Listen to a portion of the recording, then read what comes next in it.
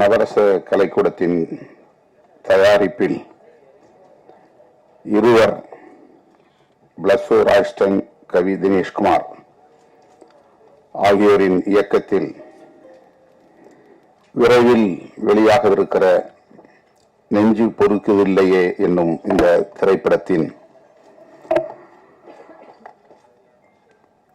பாடல் வெளியீட்டு விழாவில் பங்கேற்று இதனை சிறப்பித்துக் கொண்டிருக்கிற, தலைமை வகித்து சிறப்பித்துக் கொண்டிருக்கிற தயாரிப்பாளர்கள் நலச்சங்கத்தின் தலைவர் மதிப்பிற்குரிய அண்ணன் கலைப்புலி சேகர் அவர்களே, இத்திரைப்படத்தின் தயாரிப்பாளர் நம் அனைவரையும் வரவேற்று உரையாற்றி இருக்கிற தோழர் திரு கிறிஸ்துதாஸ் அவர்களே, இணை தயாரிப்பாளர் யோபு சரவணன் அவர்களே, நன்றி உரை ஆற்றவிருக்கிற LSC முரளி அவர்களே, மற்றும் இந்த நிகழ்வில் பங்கேற்று வாழ்த்துறை வழங்கி சிறப்பித்திருக்கிற தமிழ்நாடு பத்திரிகையாளர் சங்கத்தின் தலைவர் கெழுதகை நண்பர் DSR சுபாஷ் அவர்களே, தமிழ் திரைப்பட தயாரிப்பாளர்கள் சங்கத்தின் இணை செயலாளர் திருமிகு சவுந்தரபாண்டியன் அவர்களே, விடுதலை சிறுத்தைகள் கட்சியின் துணை பொதுச் செயலாளர் தம்பி வன்னியரசு அவர்களே, திரைப்பட தயாரிப்பாளரும் இயக்குனருமான நண்பர் செந்தூரன் அவர்களே, ஊடகவியலாளர் தம்பி முகிலன் அவர்களே, மற்றும் இந்த நிகழ்வில் பங்கேற்று கருத்துரை வழங்கி அமர்ந்திருக்கிற இயக்குனர் ராஜா விக்ரம் அவர்களே, தயாரிப்பாளரும் இயக்குனருமான VRR அவர்களே, திராவிட ஜனநாயக மக்கள் கட்சியின் மாநில செயலாளர் டாக்டர் பாஸ்கர் அவர்களே, நடிகரும் இயக்குனருமான காதல் சுகுமார் அவர்களே, இறைக்கவி நாத்தேனியல் அவர்களே,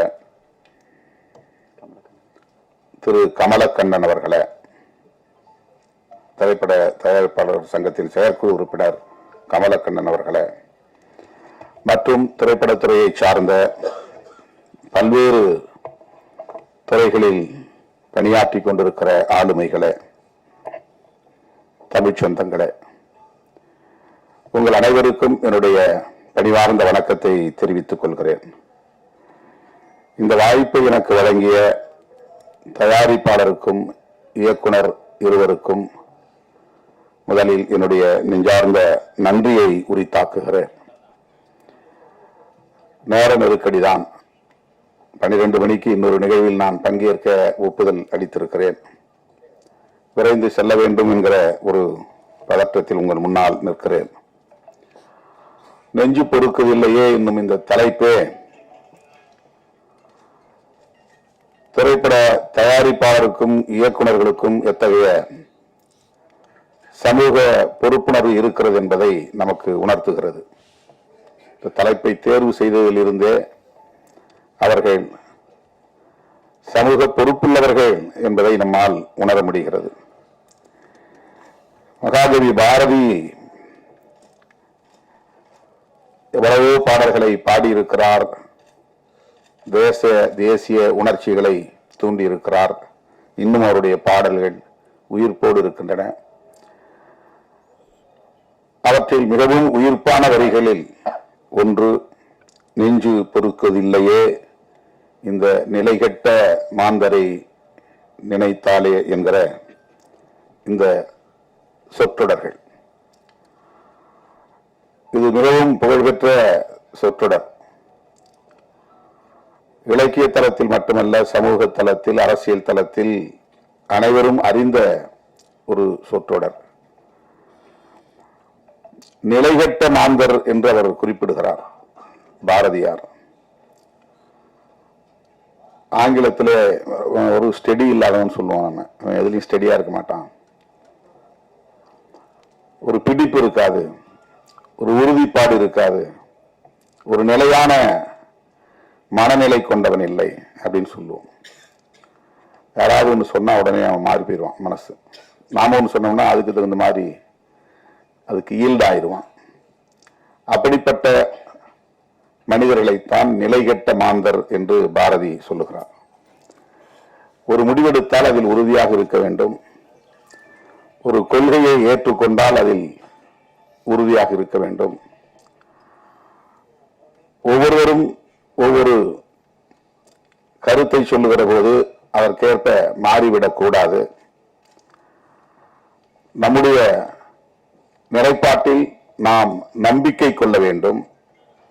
அப்படி இல்லை என்றால் அப்படிப்பட்ட மனநிலை உள்ளவர்களை நிலைகெட்ட மாந்தர் என்று நாம் புரிந்து கொள்ளலாம். பாரதி கோபத்தோடு தான் இதை சொல்லுகிறான், ஆதங்கப்பட்டுத்தான் சொல்லுகிறான்.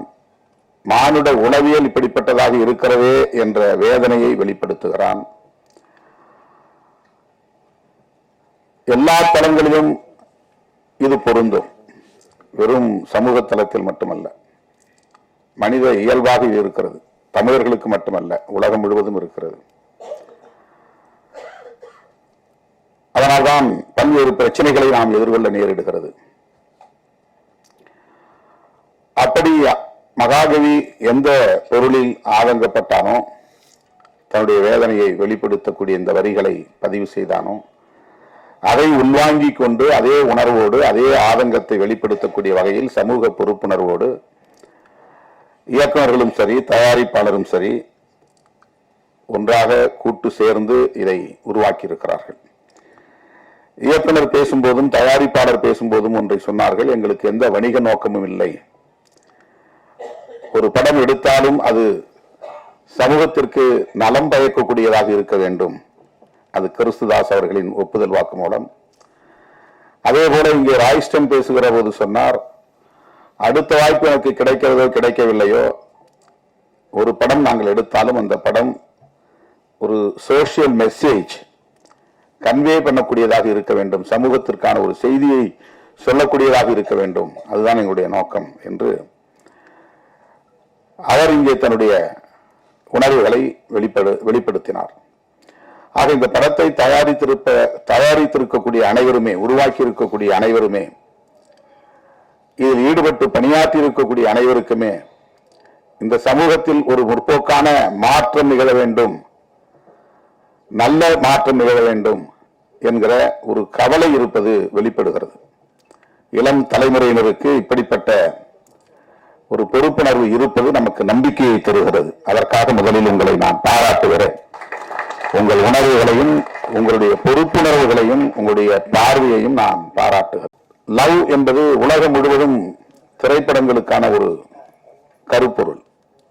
தமிழ் திரைப்படத்திற்கு மட்டுமல்ல, உலகம் முழுவதும் எல்லா திரை உலகங்களும் காதலை மையப்படுத்தி பல்லாயிரக்கணக்கான திரைப்படங்கள் படைக்கப்பட்டிருக்கின்றன, வெளிவந்திருக்கின்றன. இன்னும் இன்னும் இது கருப்பொருளாகவே இயங்கிக் கொண்டே இருக்கும். இன்னும் பல ஆயிரம் படங்கள் வந்து கொண்டே இருக்கும்.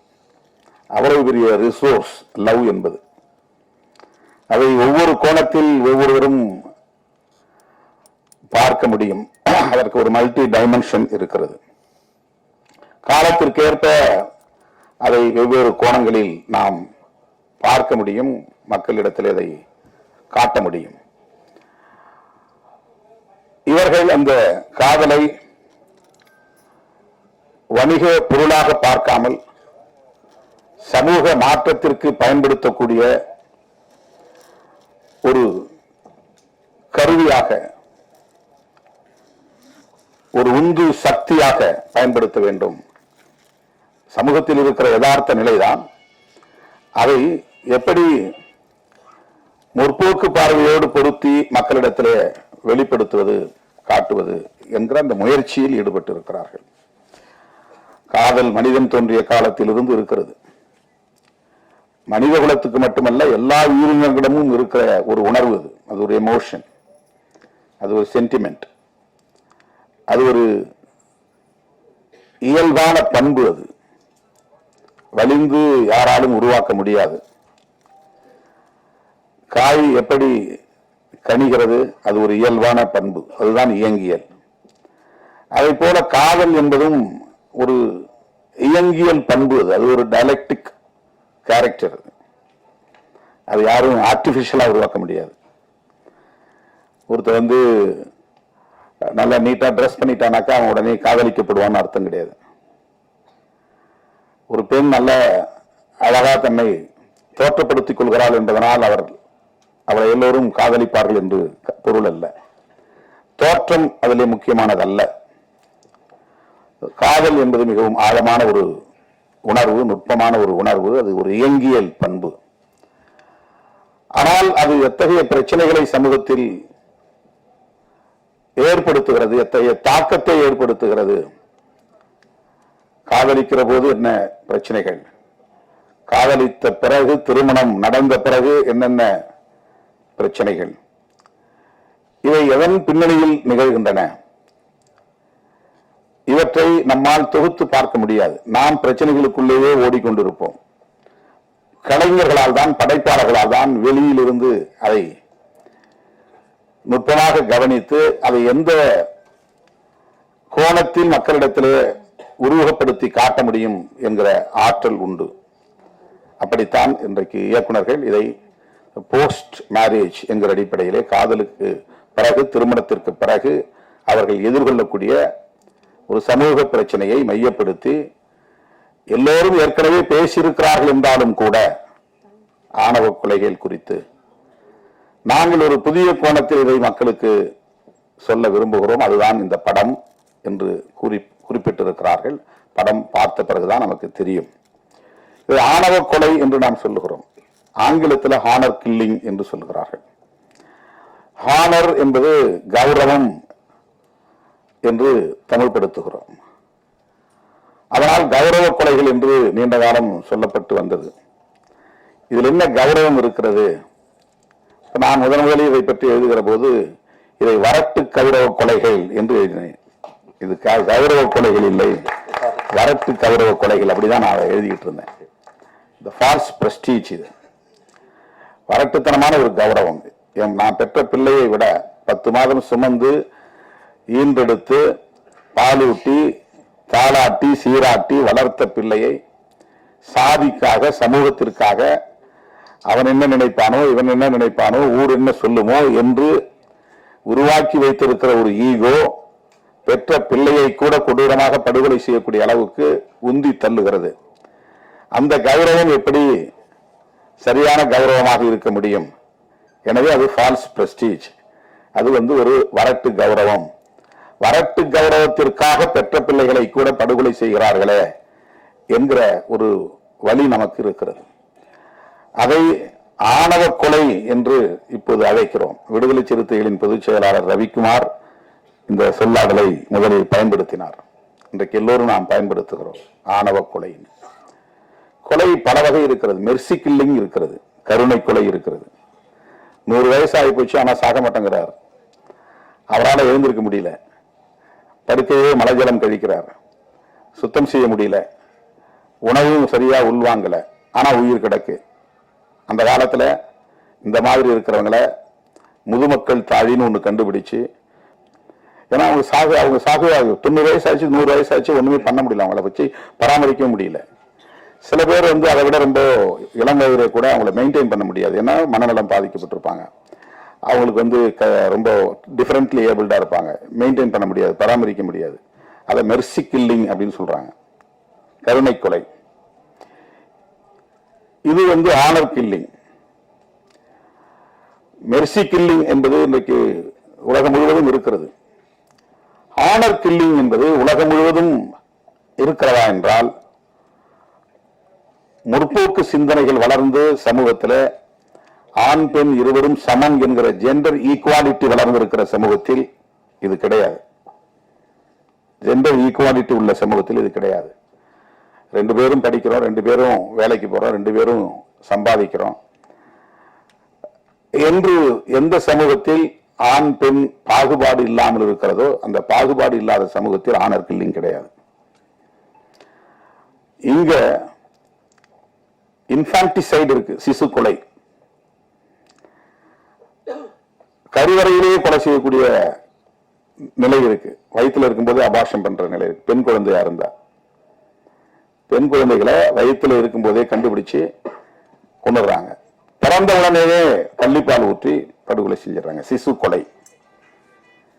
சிசு கொலையும் ஹானர் கில்லிங் என்கிற இந்த ஆணவ கொலையும் நம்முடைய சமூகத்தின் மிகப்பெரிய களங்கம், மிகப்பெரிய கரை. அது இந்த சமூகம் எந்த அளவுக்கு முற்போக்கு சிந்தனை இல்லாமல் இருக்கிறது, பழமைவாத சிந்தனைக்குள் மூழ்கி கிடக்கிறது, பெண்களை எந்த அளவுக்கு ஒரு சுமையாக கருதுகிறது, ஆணாதிக்கம் இந்த அளவுக்கு இங்கே மேலோங்கி இருக்கிறது, இது போன்ற மூட நம்பிக்கைகள் எந்த அளவுக்கு இங்கே மலிந்து கிடக்கிறது என்பதற்கு இந்த இரண்டும் சான்று. ஹானர் கில்லிங் என்கிற ஆணவ கொலையும் சிசு கொலையும் என்னுடைய அனுபவத்திலிருந்து சொல்லுகிறேன், இந்தியாவில் தான் அதிகம், வேற எங்கேயும் இருக்கிறதா எனக்கு தெரியல. நம்முடைய நாட்டில் தான், நம்முடைய தேசத்தில் தான் இவை இரண்டும் மிக அதிகமாக இன்றும் சாட்சியங்களாக இருக்கின்றன. இந்த இரண்டையும் நாம் அழித்தொழிக்க வேண்டும், துடைத்தெறிய வேண்டும். இப்போ ஜெண்டர் ஈக்குவாலிட்டி என்கிற ஒரு விழிப்புணர்வு நமக்கு தேவை. லவ் சப்ஜெக்டை பேசும்போது, லவ் சப்ஜெக்டை பேசுகிற போது இப்போ அவர் அண்ணன் கலைப்புலி சேகர் ரொம்ப அருமையான ஒரு கருத்தை சொன்னார். எனக்கு 44 வயசு, நான் 44 வயசுல ஒரு ஹீரோவா நடித்தேன். இப்போ என்னுடைய வயதுக்கு தகுந்த மாதிரி தான் நான் படத்தில் கூட என்னை தோற்றப்படுத்தணும். இப்போ நான் எனக்கு இணையா நடித்த நாயகியை நான் தொடவே இல்லை, தாலி கட்டினதோட சரி. இது என்னன்னா, பெண்களை எப்படி மதிக்கிறோங்கிற ஒரு உணர்வை வெளிப்படுத்தக்கூடிய ஒரு சான்று, அந்த அந்த அந்த புரிதல். இதுதான் ஜெண்டர் ஈக்குவாலிட்டிக்கான மிக முக்கியமான ஒரு புள்ளி. அது பெண்களை வெறும் கமாடிட்டியா பார்க்க கூடாது, ஒரு கமர்ஷியல் கமாடிட்டியா பார்க்க கூடாது. அவங்கள ரொம்ப செக்ஸியா காட்டி படத்தை நல்ல விலை போக வச்சிடலாம் அப்படின்னு ஒரு தயாரிப்பாளரோ ஒரு இயக்குனரோ பார்க்க கூடாது. கதாநாயகனுக்கு இணையானவர்கள் தான் கதாநாயகிகளும். 2 பேருக்கும் ஒரே மாதிரி உணர்வு தான், 2 பேருக்கும் ஒரே மாதிரியான சென்டிமெண்ட்ஸ், 2 பேருக்கும் ஒரே மாதிரியான டிக்னிட்டி சமூகத்தில் இருக்கு. அதை நாம் மதிக்கணும். எந்த சமூகத்தில் ஜெண்டர் ஈக்குவாலிட்டி இல்லையோ அந்த சமூகத்தில் இந்த ஆணர் கில்லிங் இருக்கும், ஆணவ கொலையும் இருக்கும், சிசு கொலையும் இருக்கும். இதை நம்ம விவாதிக்க வேண்டியிருக்கிறது, பேச வேண்டியிருக்கிறது, உரையாடலுக்கு உட்படுத்த வேண்டியிருக்கிறது. ஏற்கனவே நிறைய பேர் ஆணர் கில்லிங் பத்தி படம் எடுத்துட்டாங்களே, மறுபடியும் எதுக்குன்னு இன்னும் இன்னும் நூற்றுக்கணக்கான திரைப்படங்கள் தேவைப்படுகின்றன. இந்த உரையாடல்களை நிகழ்த்துவதற்கு வெவ்வேறு ஆங்கிள், வெவ்வேறு கோணங்கள்ல இது நம்ம பேச வேண்டியிருக்கிறது. இதுல என்ன நாம வேண்டாம் சொல்றோம். இப்ப பெற்றவங்களை கேட்டா அவங்க சைட்ல இருந்து இப்படி திரைப்படங்கள் சொல்றவங்க இருக்காங்க, நீ பெண்ணை பெத்து பாரு, வளர்த்து பாரு, அப்பதான் உனக்கு தெரியும். யாரும் அப்படிலாம் நினைச்சு இந்த பெண்ணை காதலிச்சா அவங்க வீட்டு சொத்து அள்ளிட்டு போலாம், அந்த பெண்ணை காதலிச்சா சாதியை ஒழிச்சலாம், அப்படிலாம் யாரும் பண்றது கிடையாது. அப்படிலாம் பண்ண முடியாது. அதெல்லாம் ரொம்ப கற்பிதம். அது கற்பிதம். காதல் இயல்பா தோன்றுகிறது, ஆனால் அது நம்மளால ஏற்றுக்கொள்ள முடியாது. ஏற்றுக்கொள்ள முடியாம இருக்கிறது காரணம் ஏற்கனவே இங்க இருக்கக்கூடிய சோசியல் ஸ்ட்ரக்சர், சமூக கட்டமைப்பு. ஒவ்வொருத்தருக்கும் ஒவ்வொரு விதமான ஒரு கௌரவம் இங்கே நம்ம பிறக்கிறது முன்னாடி கட்டமைச்சிருக்கிறாங்க. நாம யாரும் விண்ணப்பம் போட்டு இந்த சாதிக்குள்ள இந்த அப்பாவுக்கும் இந்த அம்மாவுக்கும் பிறக்கணும்னு நம்ம பிறக்கல. நம்ம ஒரு சிசுவா பிறக்கிறோம், இந்த சமூகம் முத்திர குத்துது. பிறந்த உடனே ஒரு பிராண்ட், இவன் இந்த ஏரியாவில் பிறந்திருக்கிறான், அவன் என்ன சமூகத்தில் பிறந்திருக்கான், நீ இந்த சமூகம் தான். அவன் விருப்பம் இல்லாமலே அவனுக்கு ஒரு முத்திரை இந்த சமூகம் குத்துகிறது, இந்த சாதி என்று முத்திரை குத்துகிறது. இப்ப சாதி தொடர்பான ஒரு கௌரவம் இங்கே, ஒரு வரட்டு கௌரவம் இங்கே கட்டமைக்கப்பட்டிருக்கு.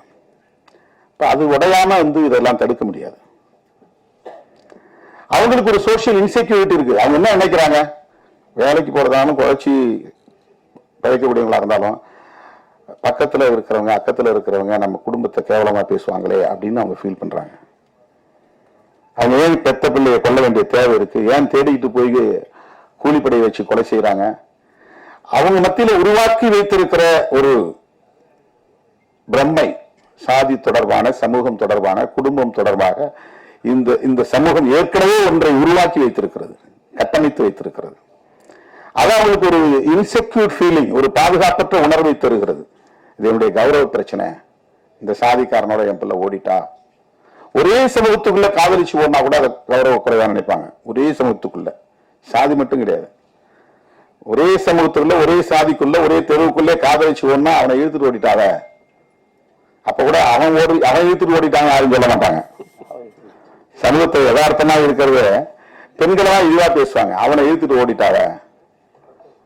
அவங்க அரேஞ்சு மேரேஜ் இல்ல, விருப்பப்பட்டு ஒருத்தருக்கு ஒருத்தர் பார்த்து சாதகம் பார்த்து பொருத்தம் பார்த்து திருமணம் நடந்தாதான் மரியாதை.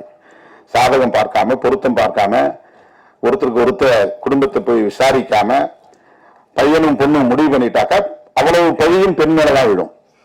ஓடி போயிட்டா, ஒருத்தனை இழுத்துக்கிட்டு ஓடி போயிட்டா. இது சாதி விட்டு சாதிதான் நிகழ்வுகள் அல்ல, ஒரே சமூகத்துக்குள்ளேயே நிகழ்வு.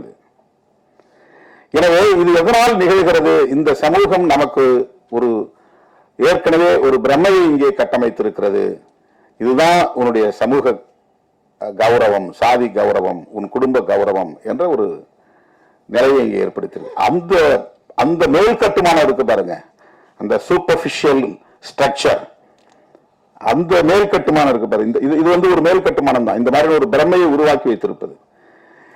இதை தகர்க்க வேண்டுமானால் அடிப்படையில் இருக்கிற இன்இக்வாலிட்டி என்கிற சமத்துவமின்மை என்கிற அந்த பேசிக் ஸ்ட்ரக்சர் உடைக்கும். இது சூப்பர்ஃபிஷியல் கிடையாது. எது சாதி அடிப்படையிலான பாகுபாடு இருக்கிறதே அது சூப்பர்ஃபிஷியல் கிடையாது, மேல் கட்டுமானம் இல்லை, அது அடிக்கட்டுமானது. இப்ப அது உடையணும்னு சொன்னா ஐடியாலஜிக்கலா நாம விவாதிக்க வேண்டிய தேவை இருக்கிறது, எது சரி எது தவறு.